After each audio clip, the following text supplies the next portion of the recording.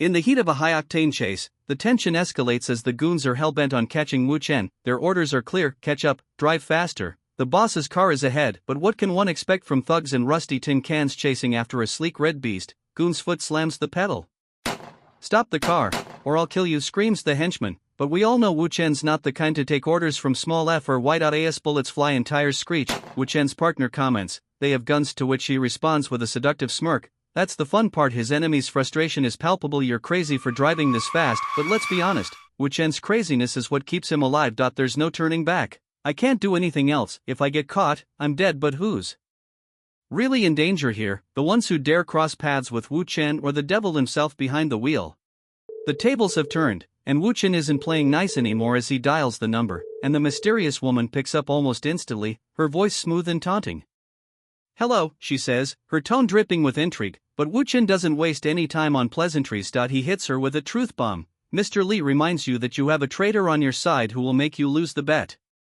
The calmness in her voice falters, suspicion creeping in as she demands, "Who are you, and how do you know about the bet?" Wu Chen, ever the man of mystery, coolly responds, "I have my sources, and I can tell you more about your brother." He lets that sink in before delivering his next order with a chilling calm: "Send someone to meet me downstairs at your office in half an hour, and we'll talk in person." The tension is thick, and she tries to pry more out of him, her voice now laced with curiosity and unease. "I want to know who you are." But Wu Chen has already made his move, leaving her in the dark, wondering just who she's up against. Wu Chen's driving skills are as sharp as his wit. The tension is high as the woman next to him, clearly not used to being in the line of fire, panics. "We're pinned." But Wu Chen, unbothered, glances at her with a smirk. "They can't pinch us." He pushes the pedal to the floor, the speedometer needle climbing dangerously high. "Watch this insane drift," he says with a devilish grin, as he effortlessly swings the car into a sharp turn, tires screeching, leaving his pursuers in a cloud of smoke and confusion. As Wu Chen pulls off a jaw-dropping drift that leaves his pursuers spinning in his dust, the goons chasing him are left slack-jawed, unable to believe what they just witnessed. One of them blurts out in sheer disbelief, "What are these skills?" Their shock is palpable, but for Wu Chen, it's just another day behind the wheel. He's not just out driving them, he's playing with them, showing them exactly who they're up against, and by the looks on their faces, they finally realize they've bitten off more than they can chew. Wu Chen's car skids sharply, tires screaming against the asphalt as he effortlessly takes a corner at breakneck speed. The goons chasing him are left in the dust, their frustrated cries lost to the wind as they spiral out of control. One panicked goon's voice echoes, "We're losing them," while the mysterious woman beside him, unable to keep her composure any longer, lets out a desperate cry, "Help!" Her voice is a mix of fear and helplessness, a stark contrast to Wu Chen's calm demeanor. But Wu Chen, ever the unflappable driver, doesn't even flinch. He simply smirks and, with a coolness that borders on arrogance, reassures her, "We got to your home." The car glides to a stop in front of her house, the sudden stillness almost surreal after the intense chase. But as she struggles to catch her breath, one thing becomes crystal clear: with Wu Chen, there's no room for fear, only survival. As the car finally rolls to a stop in front of the mysterious woman's home, the tension lingers like the scent of burning rubber.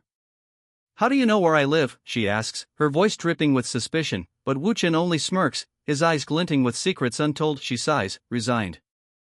"I'm not even going to ask. You're going to say you've lived for 1,000 years.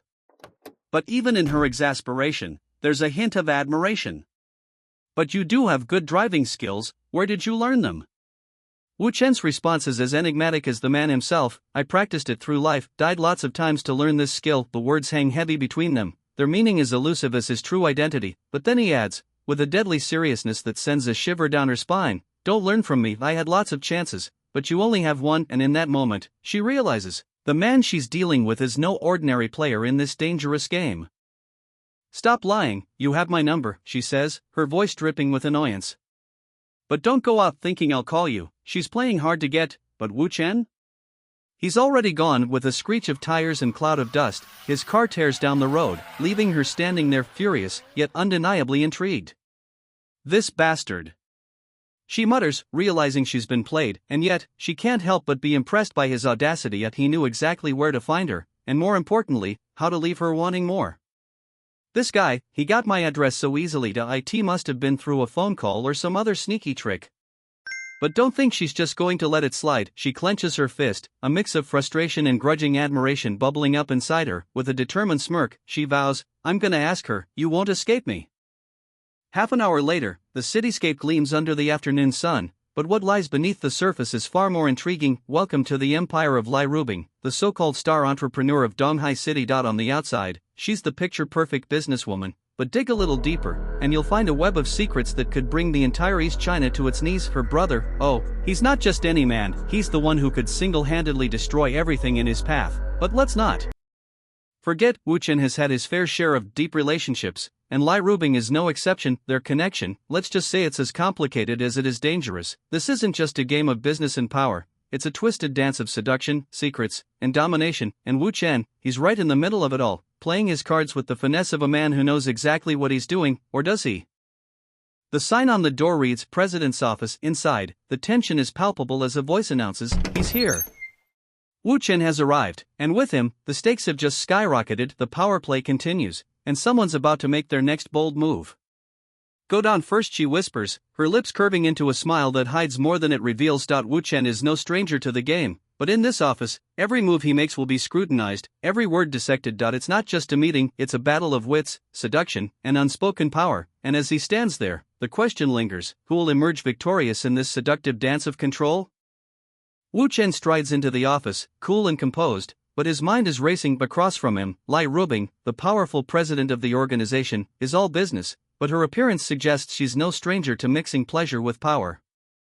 Wu Chen, 22 years old, graduated from the computer science department of Dajiang University. Father Wu Daoming, mother Xiao Shoujuan both run a small restaurant, and a sister, Wu Jiao, still in high school. She rattles off, her voice laced with smug satisfaction. Wu Chen's smirk deepens. You're very good, finding so much info with just my phone number, he quips, his tone dripping with sarcasm. Lai Rubing leans forward, her blouse teasingly undone, revealing just enough to distract but not enough to satisfy. Who are you, she demands, her voice a seductive purr. Wu Chen smirks, leaning in close, his words dripping with confidence and danger.